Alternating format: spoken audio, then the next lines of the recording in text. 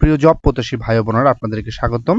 গণপ্রজাতন্ত্রী বাংলাদেশ সরকার এর যুব ও ক্রীড়া মন্ত্রণালয় তাদের নিয়োগ বিজ্ঞপ্তির পরীক্ষার সময়সূচি প্রকাশ করেছে। আমি এই ভিডিওর মাধ্যমে আপনাদেরকে জানিয়ে দেব এই পরীক্ষাটি কবে অনুষ্ঠিত হবে এবং আপনারা খুব সহজেই আপনাদের এডমিটটি কিভাবে ডাউনলোড করতে পারবেন।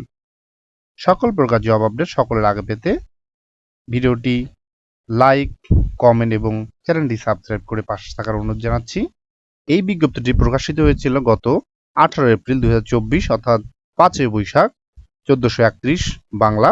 1 নম্বরে ছিল 60 মুদ্রাক্ষরিক কাম কম্পিউটার অপারেটর, এখানে 5 জনকে নিয়োগ করা হবে। 2 নম্বরে ছিল কম্পিউটার অপারেটর, এখানে 2 জনকে নিয়োগ করা হবে। 3 নম্বরে ছিল অফিস সহকারী, এখানে 2 জনকে নিয়োগ করা হবে। 4 নম্বরে ছিল অফিস সহায়ক, এখানে 5 জনকে নিয়োগ করা হবে এবং 5 নম্বরে ছিল অফিস সহায়ক, এখানে 5 জনকে নিয়োগ করা হবে। আপনাদের এই পরীক্ষাটি অনুষ্ঠিত হবে আগামী 24শে মে 2024 খ্রিস্টাব্দে। এই লিঙ্কটিতে ক্লিক করে আপনাদেরকে দেখিয়ে দিচ্ছি।